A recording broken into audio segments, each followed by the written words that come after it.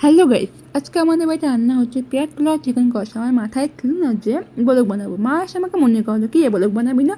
যাই হোক, কড়াইতে মা তেলটা দিয়ে দিয়েছে, আর নিচে কী কী আছে আমি দেখাচ্ছিলাম। চিকেন, পেঁয়াজের ছোকা, তারপর হাঁড়িতে পেঁচে পোলাম, মশলা মারছে মা।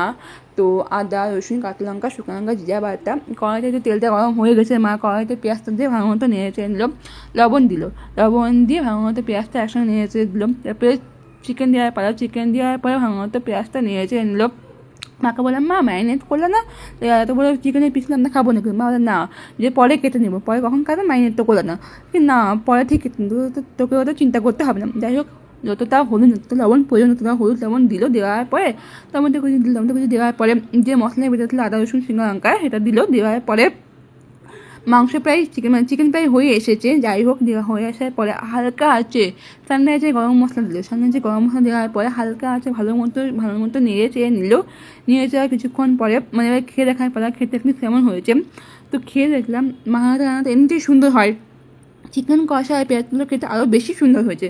ওই দিন যতবারই খেয়েছি মানে মুখে পুরো লেগেছিলো। ওই দিনকে মাকে বললাম, মা পারলে আমাকে আরও মানে আরও বেশি করে দাম। ওই দিন যতবারই খেয়েছিলাম মানে কী বলবো।